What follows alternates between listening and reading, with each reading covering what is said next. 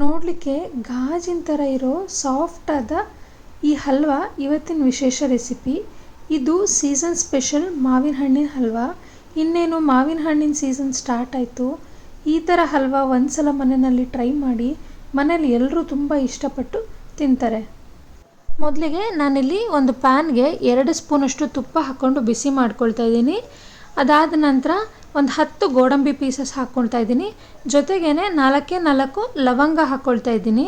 ಈ ಲವಂಗ ಎಣ್ಣೆಯಲ್ಲಿ ಚೆನ್ನಾಗಿ ಫ್ಲೇವರ್ ಬಿಟ್ಕೊಡುತ್ತೆ. ಇದಾದ ನಂತರ ಒಂದು 10ರಿಂದ 15 ಒಣ ದ್ರಾಕ್ಷಿನ ಹಾಕ್ಕೊಂಡು ಚೆನ್ನಾಗಿ ಹುರ್ಕೋಬೇಕು. ಈಗ ಈ ದ್ರಾಕ್ಷಿ ಸ್ವಲ್ಪ ದಪ್ಪ ಆಗಿದೆ. ಇದೇ ಪ್ಯಾನ್ಗೆ ನಾನು 1 ಬಟ್ಲಷ್ಟು ಮೀಡಿಯಮ್ ರವೆನ ಹಾಕ್ಕೊಳ್ತಾ ಇದ್ದೀನಿ. ತುಂಬ ಸಣ್ಣ ರವೆ ಹಾಕ್ಕೊಂಡ್ರೆ ಈ ಹಲ್ವಾ ಮುದ್ದೆ ಥರ ಆಗಿಬಿಡುತ್ತೆ. ಹಾಗಾಗಿ ಮೀಡಿಯಮ್ ರವೆನ ಉಪಯೋಗಿಸಿದ್ರೆ ಚೆನ್ನಾಗಿ ಬರುತ್ತೆ. ಈ ರವೆ ಎಲ್ಲ ಚೆನ್ನಾಗಿ ಹುರ್ಕೊಳ್ಳೋದು ಒಂದು ಮುಖ್ಯವಾದ ಸ್ಟೆಪ್ಪು. ಹಾಗೆ ನಾನು ಪಕ್ಕದಲ್ಲಿ ನೀರನ್ನು ಕುದಿಯೋಕ್ಕಿಟ್ಟಿದ್ದೀನಿ. ರವೆ ಹುರ್ಕೊಳ್ಳೋ ಟೈಮಲ್ಲಿ ಸ್ವಲ್ಪ ಉಪ್ಪಿನ ಪುಡಿ ಹಾಕ್ಕೊಳ್ಳಿ. ಈ ರವೆ ಹುರಿಯೋವಾಗಲಿ ಅಥವಾ ಈ ಹಲ್ವಾ ಪೂರ್ತಿ ಮುಗಿಯೋವರೆಗೂ ಫ್ಲೇಮ್ ಮೀಡಿಯಮ್ ಆಗಿರಬೇಕು. ಆಗ ಮಾತ್ರ ಹಲ್ವಾ ಚೆನ್ನಾಗಿ ಬರಲಿಕ್ಕೆ ಸಾಧ್ಯ. ನಾನಿಲ್ಲಿ 1 ಬಟ್ಲು ರವೆಗೆ 2.5 ಬಟ್ಲಷ್ಟು ಕುದಿಯುವಂಥ ನೀರು ಹಾಕ್ಕೊಳ್ತಾ ಇದ್ದೀನಿ. ತುಂಬ ಬಿಸಿ ಇರೋ ನೀರು ಹಾಕ್ಕೊಳ್ಳೋದು ಕೂಡ ತುಂಬ ಮುಖ್ಯ. ಇಲ್ಲಿ ನೀರು ಹಾಕಿದ ನಂತರ ಇದನ್ನೆಲ್ಲ ಚೆನ್ನಾಗಿ ಮಿಕ್ಸ್ ಮಾಡಬೇಕು. ಇದು ಒಂದು 5 ನಿಮಿಷದಲ್ಲಿ ಈ ಥರ ಹುಡಿ ಆಗುತ್ತೆ. ಈ ರವೆ ಎಲ್ಲ ಈ ಥರ ಹುಡಿ ಆದಮೇಲೆ ಈಗ ಸಕ್ಕರೆ ಹಾಕ್ಕೋಬೋದು. ನಾನಿಲ್ಲಿ 1 ಬಟ್ಲು ರವೆಗೆ ಸುಮಾರು 3/4 ಬಟ್ಲಷ್ಟು ಸಕ್ಕರೆ ಹಾಕ್ಕೊಳ್ತಾ ಇದ್ದೀನಿ. ಇಷ್ಟು ಸಾಕಾಗುತ್ತೆ, ಇನ್ನೂ ಜಾಸ್ತಿ ಹಾಕೋ ಅವಶ್ಯಕತೆ ಇಲ್ಲ. ಯಾಕಂದರೆ ನಾವಿಲ್ಲಿ ಮಾವಿನ ಹಣ್ಣು ಯೂಸ್ ಮಾಡ್ತಿದ್ದೀವಿ, ಅದರಲ್ಲೂ ಕೂಡ ಸಿಹಿ ಅಂಶ ಇರುತ್ತೆ. ಸಕ್ಕರೆ ಹಾಕಿದ ನಂತರ ಇದನ್ನೆಲ್ಲ ಚೆನ್ನಾಗಿ ಇನ್ನೊಂದು ಸಲ ಮಿಕ್ಸ್ ಮಾಡ್ಕೋಬೇಕು.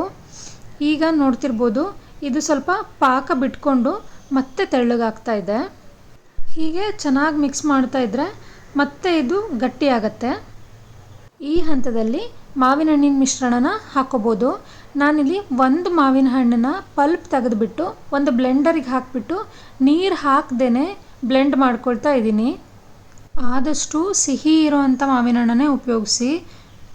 1 ಬಟ್ಲಷ್ಟು ನಾನು ಮಾವಿನ ಹಣ್ಣಿನ ಪಲ್ಪ್ನ ತಗೊಂಡಿದ್ದೀನಿ. ಹಾಗೆ ಬ್ಲೆಂಡರ್ಗೆ ಸ್ವಲ್ಪ ನೀರು ಹಾಕಿಬಿಟ್ಟು ಇದನ್ನು ಕೂಡ ಸೇರಿಸ್ಕೊಳ್ತಾ ಇದ್ದೀನಿ. ಏಲಕ್ಕಿ ಪುಡಿನೂ ಕೂಡ ಇವಾಗಲೇ ಹಾಕ್ಕೊಳ್ಳೋಣ. ನಿಮಗೆ ಕೇಸರಿ ಬಾತ್ ಥರ ಸ್ವಲ್ಪ ಗಟ್ಟಿ ಕನ್ಸಿಸ್ಟೆನ್ಸಿ ಬೇಕು ಅಂದರೆ ಬ್ಲೆಂಡರಿಗೆ ಹಾಕಿದ್ನಲ್ಲ ಆ ನೀರು ಹಾಕೋ ಅವಶ್ಯಕತೆ ಇಲ್ಲ, ಬರೀ ಪಲ್ಪ್ ಹಾಕ್ಕೊಂಡ್ರೆ ಸಾಕಾಗತ್ತೆ. ನಾನಿಲ್ಲಿ ಸ್ವಲ್ಪ ಹಲ್ವಾ ಕನ್ಸಿಸ್ಟೆನ್ಸಿ ಬೇಕು ಅಂತ ಇನ್ನೂ ಸ್ವಲ್ಪ ನೀರನ್ನ ಆ್ಯಡ್ ಮಾಡಿಕೊಂಡೆ. ಇದನ್ನೆಲ್ಲ ಚೆನ್ನಾಗಿ ಮಿಕ್ಸ್ ಮಾಡ್ಕೋಬೇಕು. ನೋಡ್ತಿರ್ಬೋದು, ನಾವಿಲ್ಲಿ ಯಾವುದೇ ತರಹದ ಆರ್ಟಿಫಿಷಿಯಲ್ ಕಲರ್ ಹಾಕಿಲ್ಲ, ಬರೀ ಮಾವಿನ ಹಣ್ಣಿಂದನೇ ಎಷ್ಟು ಚೆನ್ನಾಗಿ ಕಲರ್ ಬಂದಿದೆ. ಇಲ್ಲಿ ಮಾವಿನ ಹಣ್ಣು ಸೆಲೆಕ್ಟ್ ಮಾಡ್ಕೊಳ್ಳೋದು ಕೂಡ ತುಂಬ ಮುಖ್ಯ ಆಗುತ್ತೆ. ಒಳ್ಳೆ ಜಾತಿ ಮಾವಿನ ಹಣ್ಣು ಹಾಕಿದ್ರೆ ಸ್ವೀಟು ಇರುತ್ತೆ, ಕಲರು ಇರುತ್ತೆ. ಇವಾಗ ಇದು ಕುದೀತಿದೆ.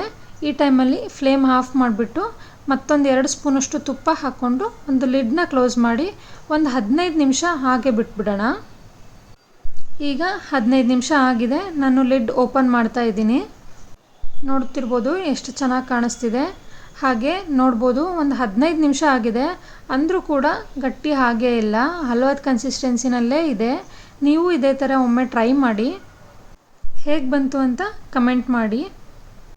ನಿಮಗೇನಾದರೂ ಈ ವಿಡಿಯೋ ಇಷ್ಟ ಆಗಿದ್ದರೆ ಪ್ಲೀಸ್ ಒಂದು ಲೈಕ್ ಮಾಡಿ, ಹಾಗೆ ಚಾನಲ್ಗೆ ಸಬ್ಸ್ಕ್ರೈಬ್ ಮಾಡ್ಕೊಳ್ಳಿ. ಮುಂದಿನ ವಿಡಿಯೋದಲ್ಲಿ ಮತ್ತೆ ಸಿಗ್ತೀನಿ ಇನ್ನೊಂದು ಹೊಸ ರೆಸಿಪಿ ಜೊತೆ. Thank you for watching this video.